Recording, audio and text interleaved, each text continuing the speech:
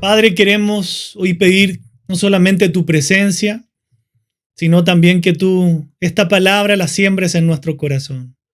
Señor, que por tu Espíritu, Señor, esta verdad profunda tuya transforme nuestras vidas. Es lo que anhelamos. Tu palabra es completamente suficiente y tiene el poder, Señor, de penetrar hasta lo más profundo de nuestro corazón para exponernos a la verdad. Padre, te entregamos este tiempo pidiendo esa unción, esa presencia de tu Espíritu Santo que ilumine nuestra mente y nuestro corazón. Gracias, Señor, porque tú nos vas a hablar en este día, pero por favor transforma nuestro corazón conforme a tu voluntad. Gracias, Jesús. Amén. Bien, creo que es importante darse cuenta del momento que estamos viviendo en el mundo, ¿no? Estamos viviendo un mundo de valores tremendamente cambiantes y algo que nosotros tenemos que ponerle mucha atención. Si no nos amoldamos a lo que el mundo quiere, estamos amenazados. Nos damos cuenta ya hace muchos años que en el mundo que estamos viviendo es casi un delito afirmar públicamente que Dios, por ejemplo, estableció el matrimonio entre un hombre y una mujer como una relación de pacto para toda la vida. En este mundo que vivimos, eso es tildado de misoginia, ¿cierto? Y afirmar que un bebé que crece dentro del útero de una madre, de un ser humano, es una persona. Les parece raro, ¿cierto? A la gente. ¿Cuánta discusión hay de si es ser humano o no es ser humano? Imagínense un bebé. Cuando uno ve esas ecografías, uno dice, ¿cómo alguien puede pensar que aquí no solamente no hay una vida, hay un ser humano, un hombre o una mujer precioso que está formándose en el vientre, ¿no? Entonces, en este mundo que nosotros vivimos, reconocer que nuestro universo es una creación ordenada, gobernada por un Dios omnipotente, está tachado de algo anticientífico. Entonces, quisiera hacer una introducción porque estamos siendo amenazados por este mundo que vivimos y tiene que ver con lo que Jesús le dice a la iglesia de Pérgamo. Nosotros necesitamos comprender que lo que vale la pena para los cristianos es llevar por delante la doctrina del Señor, la doctrina pura de su palabra. Defender hoy día y seguir al Dios de la Biblia y decir que el único Dios verdadero es tildado de anticuado, ¿cierto? Los gobiernos hoy día promulgan cada día leyes que nos llevan a que nos postremos ante los ídolos de la cultura posmoderna, si tuviéramos que llamarlo de alguna manera. De modo que los que no adoptemos los nuevos mandamientos del mundo, en algún momento vamos a ser amenazados y castigados. ¿Sí? Estamos finalmente ante una verdadera dictadura ideológica, donde el mundo nos quiere imponer la forma que tenemos de pensar. Pero nos atacan a los cristianos que nosotros somos los discriminadores, cuando los que discriminan son los que imponen dictaduras ideológicas, ¿no? Entonces, hijo de Dios, hija de Dios, este es el mundo año 2021, lunes 12 de abril, en el que estamos viviendo. Estas presiones van a aumentar. Y nosotros debemos prepararnos, ¿no? Y esto se presenta a nosotros, a nuestra iglesia, a nuestros pastores, ¿cierto? A las ovejas de la casa del Señor. Transigir en nuestras creencias bíblicas para encajar en este mundo nuevo, ¿no? Es un gran peligro que nosotros transijamos en las creencias reales de la palabra para poder encajar. Si nosotros nos damos cuenta de la historia de la iglesia, podemos evidenciar que si no mantenemos la guardia en alto, si nosotros realmente no mantenemos nuestra vida, nuestra mente saturada de la palabra de Dios, llena de su palabra, llena de su presencia, si no mantenemos la guardia en alto, tarde o temprano vamos a transigir, vamos a ceder en lo que creemos en muchos aspectos. Y esto es muy triste porque uno a veces no se da cuenta cómo uno empieza a ceder en lo que cree por encajar en el mundo, por encajar en un trabajo, por encajar, ¿cierto?, en esta sociedad posmoderna. Y es muy triste porque nosotros podemos ver que ya muchas iglesias, ¿no? Muchas iglesias han cedido en su doctrina. Muchas iglesias han transigido la doctrina de Dios. Hay algunas denominaciones que han llevado a sus miembros a adaptar la Biblia con la teoría de la evolución para estar en consonancia con el pensamiento científico de la época. Imagínense lo grave que es, ¿no? Mezclar cosas del mundo con la palabra de Dios. Y podemos ver también cómo hay líderes modernos o falsos maestros, según la Biblia, más bien modernistas, que convencen a sus iglesias de que pongan en cierta medida en duda la inspiración y la autoridad de la Biblia para en cierta medida empezar a negar del todo doctrinas tan potentes como el nacimiento virginal, la deidad de Cristo y la resurrección. Tenemos que tener mucho cuidado, ¿no? Definitivamente mucho cuidado, porque pensar que nosotros somos inmunes, ¿cierto? Decir, a mí no me va a pasar eso, sería caer en un orgullo muy grande, ¿no? Y hasta necedad, dice la Biblia.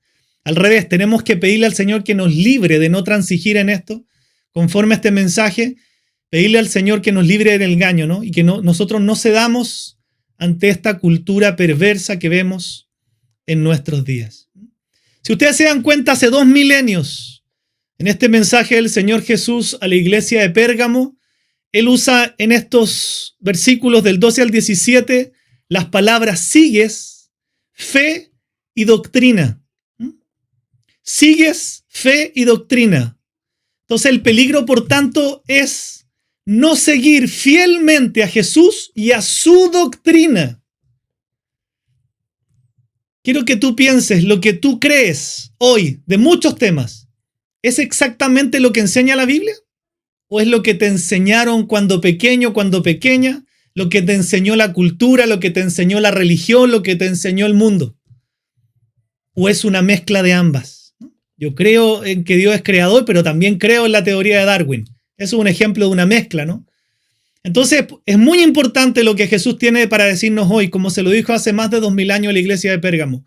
Como una espada, la palabra de Dios taladra la conciencia, hiere el orgullo, penetra el alma, destruye las doctrinas falsas y apaga los dardos de fuego del mismo Satanás. Por eso Jesús, cuando comienza, ¿no?, este versículo que leyó Katy, el Señor en el 12, antes de que vean esto en pantalla, en el 12 dice, y escribe al ángel de la iglesia en Pérgamo, el que tiene la espada aguda de 2 filos dice esto. Y nos remontamos al capítulo 1, el versículo 16.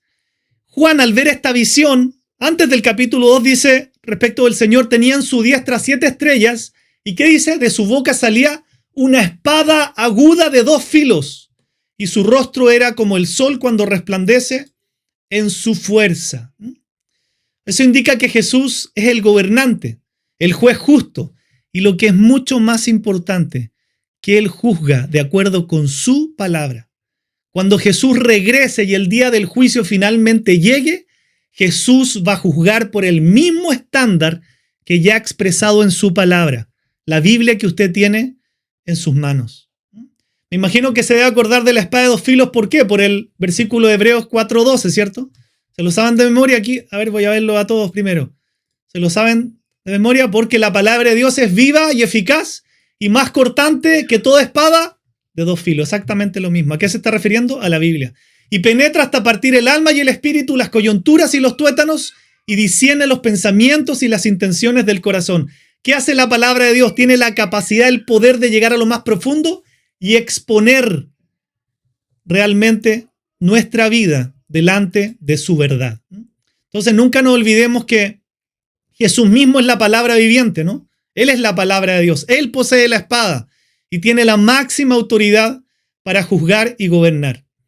Pero aquí entramos en un problema porque los gobernantes también en cierta medida empiezan a usar una espada, ¿no?, contra la gente y contra nosotros especialmente. Empiezan a manejar también una espada para que nosotros seamos sometidos a las creencias que el mundo nos quiere imponer. Entonces, cuando estén en conflicto, que ya estamos en conflicto, pero cuando nosotros entremos en un conflicto superior, ¿cierto? Yo quiero preguntarte, ¿a cuál espada tú vas a temer? Van a haber siempre 2 espadas, las del mundo, la de los gobiernos y la espada de Cristo. 2 espadas, 2 gobiernos, 2 tipos de justicia. ¿A cuál espada vamos a temer, hijos de Dios? ¿A la espada del mundo o a la espada del Señor Jesús? Entonces vemos que la iglesia de Pérgamo había en cierta medida desertado de las filas del Señor y se había sometido al control de la autoridad terrenal que un día sería aplastada bajo el poder del Rey de Reyes. Pérgamo como iglesia estaba implicada en un estado de bigamia espiritual. Ahí dice el que tiene la espada de 2 filos, ¿no? ¿Qué es la bigamia espiritual? ¿Y por qué nosotros podemos conectar esta enseñanza con 2 de Corintios? porque es como decir, estaba casada con el Señor, pero también tenía relaciones, vínculos con el mundo. Pérgamo estaba cometiendo una bigamia espiritual, o como dice el título de este mensaje, un adulterio espiritual.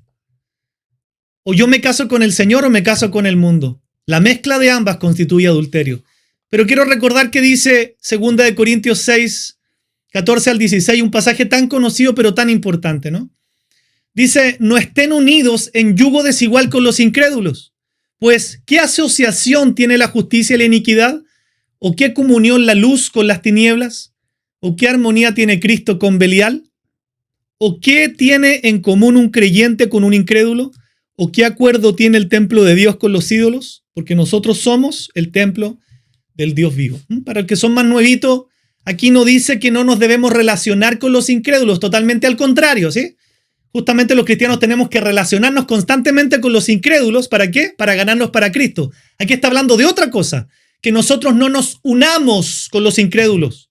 Matrimonio, o sea, cuando hay esas unidades, una unión, establecer una unión bíblica. ¿Se entiende? Tenemos que amar a los incrédulos para ganarlos para Cristo. Pero cuidado cuando hacemos uniones. ¿Se entiende? Imagínense, se casa un creyente con un incrédulo. Eso está expresando este pasaje. ¿Qué tipo de vida van a vivir? Yo me quiero congregar, tú no. Yo quiero amar a Cristo, tú no. Yo quiero leer la Biblia, tú no. Yo quiero enseñar a mi hijo la Biblia, tú no. ¿Se imagina el desastre de esa familia? Eso es lo que está expresando esto. Pero llevémoslo un poquito más allá, ¿no? No estemos unidos en yugo desigual, dice, con los incrédulos o con las cosas de las tinieblas, con Belial. Nosotros debemos entender que debemos creer y defender la doctrina de Cristo.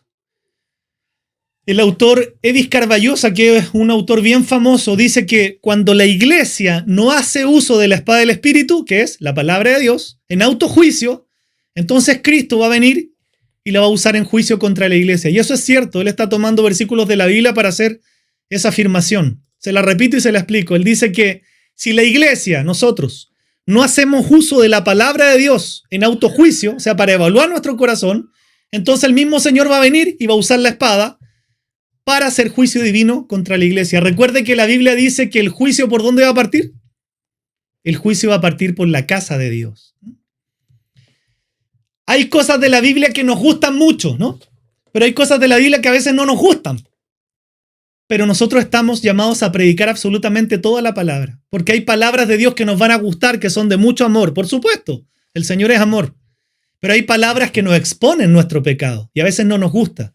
Pero este autor dice algo muy importante. Si ustedes no lo hacen, o sea, como si ustedes no se evalúan con la palabra siempre, el Señor va a venir y va a establecer juicio contra la iglesia. Entonces, quisiera preguntarte, ¿vas a ceder en tu vida como cedió la iglesia de Pérgamo para apaciguar esta cultura postmoderna? ¿O te vas a mantener firme en la doctrina de Cristo hasta el último día de tu vida?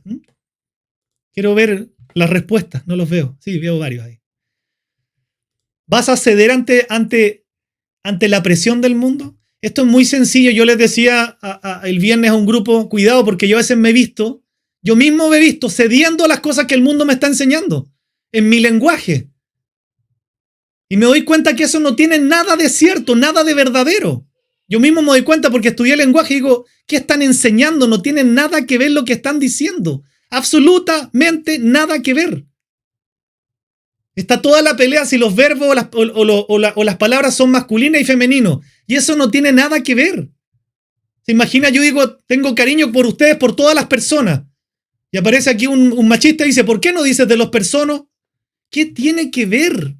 Si la palabra es en género masculino o femenino, no tiene absolutamente nada que ver con discriminación, ¿se entiende? Pero así nos empiezan a lavar la cabeza. Y lamentablemente empezamos a caer en cosas que no tienen ningún asidero. Una señora conté esta anécdota, fue a un café y ella empezó a usar todo el lenguaje de ahora. ¿Sí? Entonces esta niña le dijo, ¿pero qué estás diciendo? Si eso no... No, es que le dijo, yo quiero ser inclusiva. Y le dijo, ¿pero tú crees que es inclusiva porque estás diciendo algo que el mundo te enseña? Le dijo, ¿te puedo preguntar algo? ¿Tú tienes rampas para subir a los minusválidos aquí? No. ¿Tú tienes esto otro en el salón de té? Tampoco. Le dijo, entonces, antes de decir que quieres ser inclusiva, cumple con las cosas que verdaderamente son inclusivas. Porque hablar, le dijo una lecera, no cuesta nada. Y ser realmente inclusivo, te cuesta. La niña nunca más habló así. Se dio cuenta que ¿qué? Que el mundo le está metiendo cosas en la cabeza para creer que es inclusivo. Entonces es fácil ceder, ¿se entiende? Es fácil ceder a algo que no tiene nada que ver. Yo siempre le he dicho, ¿quién es más inclusivo que la iglesia? Donde Dios recibe absolutamente a todos los pecadores. Por eso cuando me preguntan por algún tipo de pecado, le digo, es que no estás entendiendo. Todos los pecadores, tu pecado igual que el del otro que estás preguntando. ¿Por qué va a ser más grave el otro que el tuyo? No hay nada más inclusivo que la cruz de Cristo. Él recibe a todos los pecadores por igual, sea lo que sea su pecado, y les da la oportunidad de arrepentirse. Eso es inclusión, no estar cambiando nuestro lenguaje, ¿no? Yo me he dado cuenta cómo ese cambiado el lenguaje habiendo estudiado el lenguaje. Y digo, Señor, qué fuerte esto. ¿Qué estoy haciendo? No tiene nada que ver una cosa con la otra. Son personas y son personas. Y si lo que estoy diciendo es femenino, da lo mismo. Van a ser siempre personas, ¿cierto? Y así con todas las cosas. Nadie va a decir así, yo me siento mal porque no dijiste personas. ¿Qué tiene que ver? Hay palabras que están en femenino, palabras que están en masculino, son exactamente inclusivas. Entonces, como el mundo, poco a poco, y yo sé que esto va metido en los trabajos, metido por el gobierno, metido por el Ministerio de Educación, metido por muchas cosas, ¿sí? Arriesgo cárcel con lo que estoy diciendo públicamente. Pero tengo que predicar la palabra. Esto está siendo metido a nivel de gobierno para que a ustedes los presionen en sus trabajos, para que le enseñen a hablar de una nueva manera que no tiene nada que ver con inclusión. Ese era el problema de la iglesia de Pérgamo. Se estaba teniendo un adulterio de tomar las costumbres del mundo y metiéndolas en la casa de Dios. Inclusión es ayudar a la gente. Inclusión es preocuparme de un minusválido. Inclusión es no discriminar a nadie. Se discrimina aquí, les pregunto en la iglesia, por el color de piel, si uno es negro, blanco, rubio, pelo negro como el mío, si somos chilenos, peruanos. ¿Hay alguna discriminación? Eso es ser inclusivo. No lo que el mundo nos dice que es ser inclusivo, abriendo la boca para cambiar la forma de hablar. No tiene absolutamente nada que ver. Absolutamente nada que ver. Pero esto se va a empezar a meter en los colegios. Y yo estoy seguro que ustedes se lo han metido en su trabajo, lo tengo claro, ¿no? Entonces, el Señor lo primero que les dice: yo conozco tus obras y dónde moras y dónde está el trono de Satanás. Satanás comparte su trono con la bestia y representa al gobierno tiránico, ¿sí? Eso es lo que vamos a ver en todos los países. Pérgamo era la capital de la provincia romana de Asia. Y como sede del gobierno, Satanás la usó como su instrumento para intentar destruir a la iglesia. Exactamente va a pasar lo mismo hoy día, ¿no? Los que tienen hijos, les doy un consejo con toda responsabilidad. Piense bien en qué colegio va a mandar a su hijo y si es que lo va a mandar. Hay muchos papás cristianos que están haciendo homeschool porque no quieren que a su hijo los perviertan, porque hay una orden a nivel gubernamental para pervertir a sus hijos. Eso usted lo sabe, yo tengo la obligación de decírselo. Tenga mucho cuidado, porque esto viene del diablo. Entonces Pérgamo servía como centro para culto al emperador. Y aquí le quiero decir, para que usted vea, si es una ciudad, una idólatra, le voy a nombrar a qué cosas se consagraban como deidades en ese tiempo. Y no se sorprenda por lo que le voy a decir. Estaba Esculapio, que era el dios de la sanidad, representado por la serpiente que hasta el día de hoy usted ve en las insignias médicas. Eso es culto a Esculapio. Prometía curación este dios de la sanidad. Estaba Atenea, la diosa de la guerra, que prometía la victoria a aquellos que la adoraran. Estaba Deméter, la diosa de la cosecha, que prometía una tierra fértil. Estaba Dionisio, el dios del vino, que prometía alegría, éxtasis y libertinaje. Y encima de todos ellos, la idolatría estaba a Zeus. Usted conoce a Zeus, ¿cierto? No creo que lo conozcan personalmente, pero lo he leído en la historia, ¿no? Lo he leído, por supuesto. El dios de todos los dioses paganos. Entonces imagínese dónde estaba metida esta iglesia. Estaba metida en un lugar tremendamente difícil para poder llevar una doctrina sana de la palabra de Dios. Hoy Satanás está corrompiendo los gobiernos humanos. La Biblia dice que nosotros debemos respetar a los gobiernos y orar por ellos, entendiendo que todo lo que le estoy diciendo viene influenciado por el mismo diablo, que la palabra dice que es el gobernador y el Dios de este mundo, el Dios con minúscula, por supuesto, ¿no?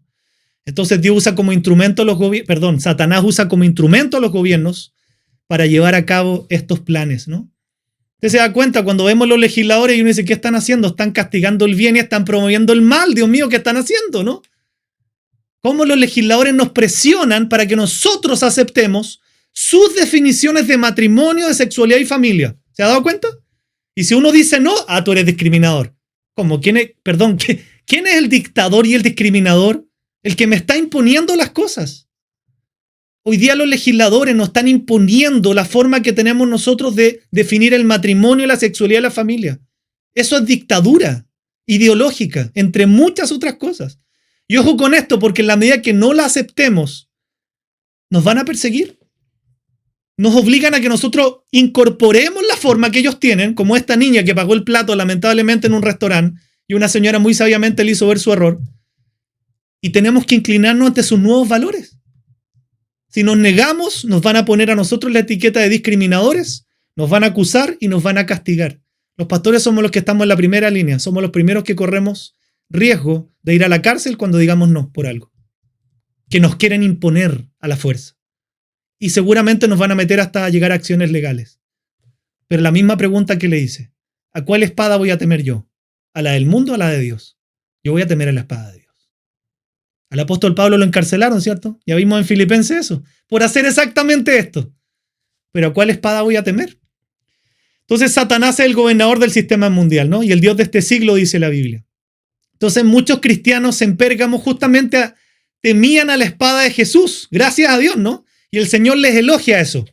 Mire cuando hace el elogio, le dice, retienes mi nombre y no has negado mi fe, ni aun en los días en que Antipas, mi testigo fiel, fue muerto entre vosotros donde mora Satanás. Nuevamente, está elogiando a Pérgamo que ellos retenían su nombre, el nombre de Jesús, y no habían negado su fe.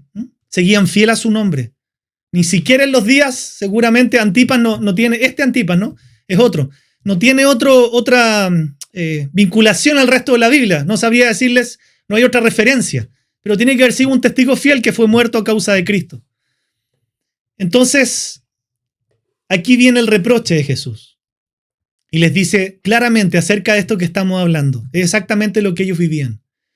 Pero tengo unas pocas cosas contra ahí. Que tienes ahí, estaban metidos adentro, a los que retienen la doctrina de Balaam, que enseñaba a Balac a poner tropiezo ante los hijos de Israel, a comer de cosas sacrificadas a los ídolos y a cometer fornicación. Y también tienes a los que retienen la doctrina de los nicolaitas, la que yo aborrezco. Para los más nuevitos y los no tanto, Jesús le hace una referencia al Antiguo Testamento, cuando en la historia de Israel, Balac, que era rey de Moab, una nación enemiga, contrata al profeta Balaam para maldecir a Israel. Eso está en Números capítulo 22 al 24 para que después lo lea con toda tranquilidad. Números 22 al 24, hay 2 capítulos. Entonces, Dios interviene en ese momento en Números para que Balaam solo pudiera pronunciar bendiciones y no maldiciones. Pero ¿qué sucede? Que Balac, que era el rey de Moab, y los moabitas encontraron una forma de provocar la ruina del pueblo de Dios. ¿Y qué hacían? Les ponían tropiezo para que los israelitas se prostituyeran con las mujeres de Moab. Y luego estas mujeres, por consejo de Balaam, invitaban a los israelitas a participar de los sacrificios a sus dioses. Lamentablemente vemos en la escritura que los israelitas comían delante de esos dioses y se inclinaban a adorarlos. O sea, el diablo va a meter entre nosotros gente que nos haga adaptarnos a la nueva forma, ¿sí? A la nueva forma de hablar, a la nueva forma de definir la familia y todo. Pero no lo vamos a permitir. Porque el Señor acá dice, tengo contra ti que ustedes toleraron eso. Toleraron eso. A ese incidente se refiere Jesús y le está diciendo que algunos cristianos en Pérgamo se habían aferrado a la doctrina de Balaam. Dentro de la iglesia estaban aceptando festivales paganos, comían alimentos sacrificados, había idolatría y había inmoralidad sexual. Entonces, para encajar en la sociedad y ganarse la vida, piensen en los ciudadanos de Pérgamo. Ellos en cierta medida cedían. Tenían que rendir homenaje a las deidades relacionadas con sus gremios. Yo con mucho amor les digo esto y manéjenlo en el Señor. Estoy seguro que a muchos de ustedes les están haciendo hacer cosas extrañas en sus trabajos. Y les van a empezar a cambiar el lenguaje, ojo. Y si ustedes quieren seguir, les van a decir, bueno, adáptate a lo que te estamos enseñando, ¿no? Porque son cosas que vienen a nivel gubernamental, ¿sí? Completamente, a todos los estamentos. Entonces, no es de extrañar que para los de Pérgamo pareciera más fácil consentir para no buscarse problemas. No me voy a hacer problema con mi jefe si no me pueden echar, ¿cierto? Y es hasta normal pensar que un ser humano pueda pensar así. La tentación de transigir para nosotros, hijos de Dios, es muy real. Tú puedes verte obligado a transigir en cuanto a la doctrina de la creación, ¿sí? Y adoptar una mezcla, como muchos pasaba acá, con la biología evolutiva darwiniana, ¿sí? Si quieres alcanzar la máxima calificación en tu trabajo. Puedes estar transigiendo, verte tentado a transigir la doctrina de la Escritura si deseas albergar alguna esperanza de permanecer como profesor en un muy buen colegio, en un muy buen lugar. Puedes verte tentado o tentada a transigir en la doctrina verdadera de Cristo si quieres recibir certificaciones gubernamentales, por supuesto. Puedes verte tentado a transigir la doctrina de Cristo en cuanto al matrimonio, al sexo, para congraciarte con tus jefes y así conservar tu puesto y escalar a uno mejor. Vamos a vivir esto, y yo sé que algunos de ustedes lo están viviendo, ¿no? Son muchos los ejemplos, pero quiero que hagas una pausa para reflexionar de manera honesta y que le pidas al Señor de dónde viene la presión que hoy día tú experimentas que te tienta a transigir la palabra de Dios. ¿De dónde te sientes presionado para transigir los principios que son netamente bíblicos? Hay un versículo que me gusta mucho, que siempre se los cito, ¿no? En 1 Timoteo 4, del 1 al 2. Dice claramente esto. Ahora bien, pongan mucha atención. El Espíritu Santo nos dice claramente que en los últimos tiempos algunos se apartarán de la fe verdadera, seguirán espíritus engañosos y enseñanzas que provienen de demonios. Lo está asegurando la Escritura, que Dios nos libre y que me libre a mí también, a todos. Algunos se van a apartar de la fe verdadera, ¿por qué? ¿A quién se van a poner a seguir? Espíritus engañosos y enseñanzas que provienen de demonios. Y esto no solamente viene de la presión cultural, ¿no? Jesús también les nombra ahí a los nicolaitas. Los que han estado en las reuniones anteriores, ¿dónde aparecían los nicolaitas? Rápido, por el chat. Es segunda vez que lo nombramos. Los nicolaitas también estaban colados en la iglesia de Éfeso, la primera que estudiamos. También estaban colados ahí los nicolaitas. Y el Señor se los vuelve a nombrar aquí en Pérgamo. Los mismos, ¿no? ¿Por qué? Porque los nicolaitas, recuerden que legitimaban la participación de cristianos en prácticas paganas. La doctrina nicolaita es hacernos caer que nosotros como cristianos participemos en prácticas paganas. Por eso que es muy importante que usted que está escuchando este mensaje lea la Biblia todos los días, por favor. Sature su mente con la palabra de Dios porque el ataque del diablo es real y no estamos exentos de lo que dice ahí Timoteo, que algunos se aparten de la fe por seguir a espíritus engañadores. Dejaron de seguir a Cristo, dejaron de seguir la doctrina de Cristo. ¿Por qué? Porque empezaron a oír espíritus engañadores. Lo está advirtiendo el apóstol Pablo a Timoteo. Eso sucede cuando nosotros empezamos a negar doctrinas esenciales en la Biblia. Empezamos a negar la salvación por gracia, ¿cierto? Ahora es por obra, ¿no? Empezamos a negar a Cristo como el único Salvador. Empezamos a negar la vida, la muerte y la resurrección de Cristo. Yo he estado escuchando que algunos niegan la segunda venida del Señor. Digo, yo me angustio. Digo, Señor, está pasando. En iglesias están negando la segunda venida del Señor. Dios mío. Hay personas que niegan el juicio final, que niegan el cielo e infierno. No, yo no creo eso. No se trata de creer lo que yo creo me acomoda. Se trata de seguir la doctrina de Cristo. Entonces, a veces nuestras experiencias personales impulsan cambios en nuestras convicciones doctrinales, doctrinas, enseñanza. Lo que yo creo debe estar cimentado en la Biblia. Entonces, todas estas cosas habían hecho que los cristianos en Pérgamo transigieran su fe, cedieran un poquito en su fe y se adaptaran a las cosas del mundo, cosas satánicas, derechamente. Nosotros estamos enfrentando la misma presión y esa presión se va a aumentar. Entonces, cuando nuestra fe sea desafiada, ¿vamos a seguir creyendo en las palabras de Cristo o vamos a recurrir a enseñanzas que no están en la Biblia? Algo que yo le agradecí al Señor cuando lo conocí es que yo tenía muchas enseñanzas religiosas que no estaban en la Biblia.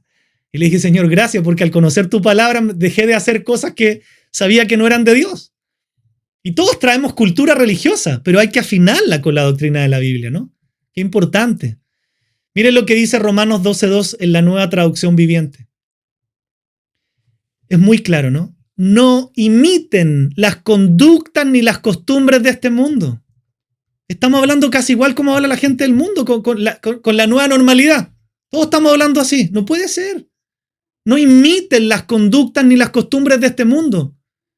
Más bien, dejen que Dios los transforme en personas nuevas al cambiarles la manera de pensar.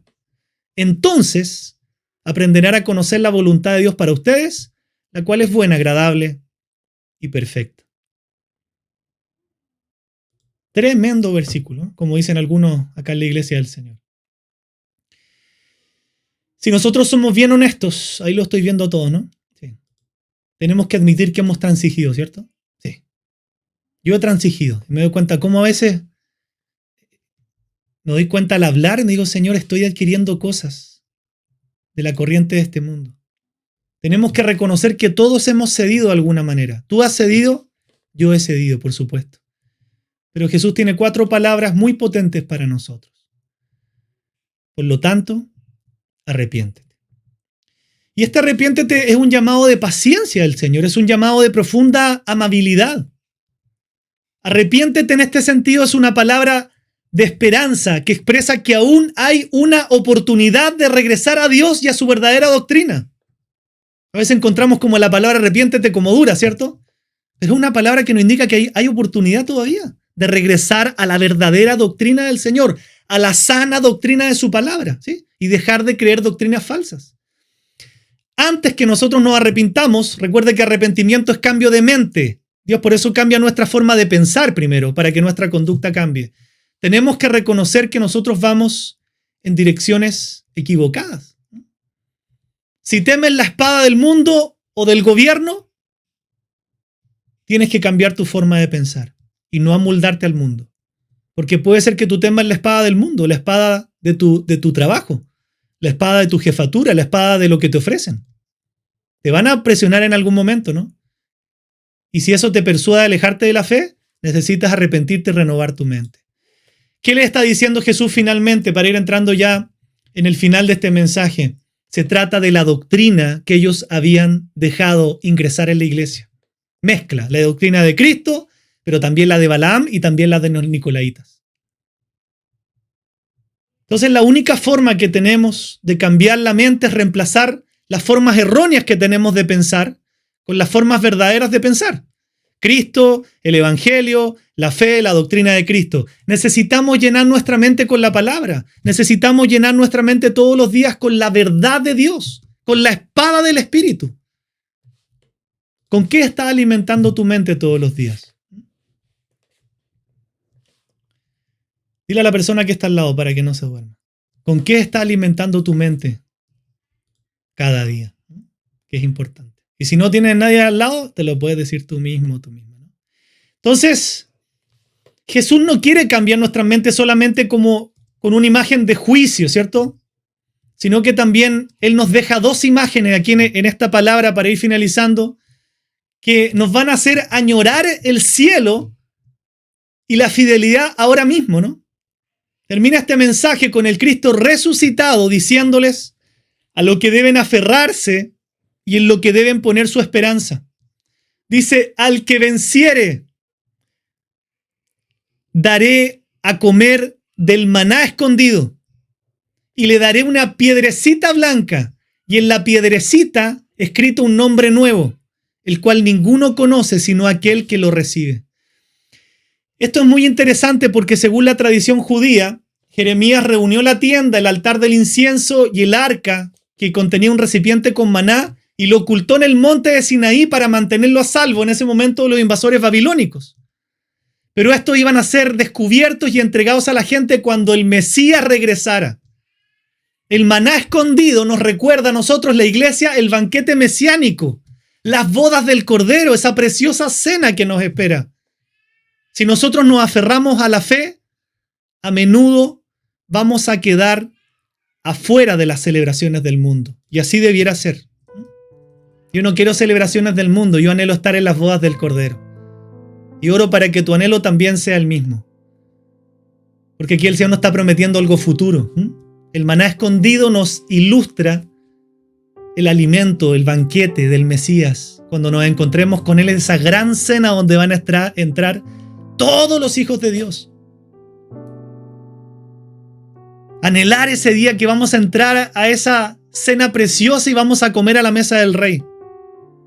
Pero también dice acá que el Señor le promete que una piedrecita blanca. Piedrecita blanca. Se trata de un pequeño guijarro, ¿no? Una piedrecita que eran entregados a los vencedores de los eventos deportivos y eso les permitía entrar a los banquetes de celebración. Entonces esa piedrecita blanca es el símil de la invitación oficial que permite la entrada al banquete mesiánico. Van de la mano las dos cosas que nos promete. Hoy nosotros podemos pensar que el mundo nos hace sentir como perdedores, pero Jesús nos está recordando aquí que todos los que resisten son vencedores. Al que venciere. Para el mundo somos perdedores, para el Señor somos vencedores. Pero ¿quiénes van a entrar a la mesa del Rey? ¿Los perdedores o los vencedores? Los vencedores. Son los vencedores los que van a poder entrar en la mesa del Rey cuando la historia llegue a su fin. Los que se aferren a Cristo y a su doctrina, dice, van a recibir un nombre nuevo escrito en esa piedrecita.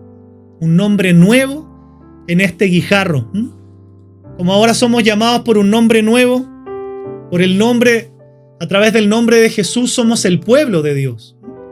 Y debido a que nosotros portamos el nombre de Jesús, se nos va a permitir la entrada a ese banquete precioso que anhelamos vivir un día en su presencia.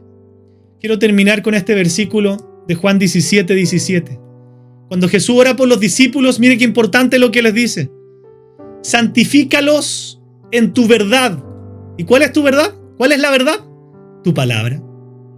Santifícalos en tu verdad. Tu palabra es verdad. ¿Quiere usted siempre andar en la verdad? Ande en la Biblia. ¿Quiere usted santificarse en la verdad? Consuma Biblia, lea Biblia, estudie Biblia. Que se cumpla esta oración del Señor Jesús para nosotros, que seamos santificados en la verdad, que ninguno aquí sea engañado. Pero aquí está claro lo que es la verdad. La verdad no es lo que escuché, no es el video que mandé, no es la prédica del gran pastor estadounidense. Esa no es mi iglesia local. Ese pastor no llora por usted, ese pastor no lo llama en la semana para saber cómo usted está. Dios nos llamó a una iglesia local y ese es el método de Dios.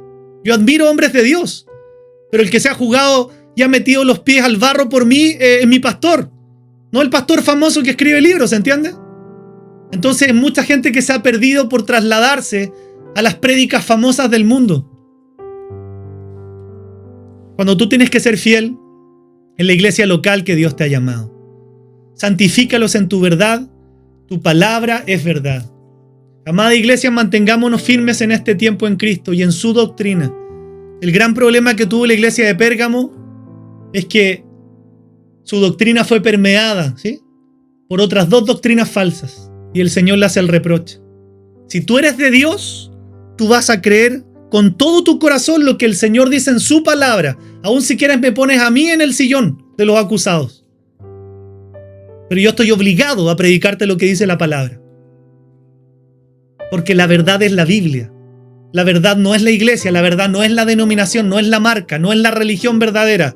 El que está en la verdad es el que está en Cristo, porque Él dijo, yo soy la verdad. Y es así como mucha gente se ha enredado, pensando que hay una religión verdadera, pensando que hay una iglesia verdadera, pensando que hay cosas verdaderas. Cuando el Señor es tan sencillo, le está diciendo, la verdad es Cristo.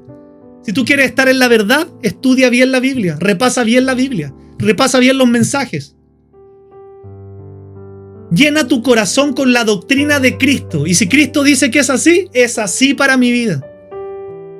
Ten cuidado con lo que el mundo te dice. Ten cuidado con las presiones que vas a recibir.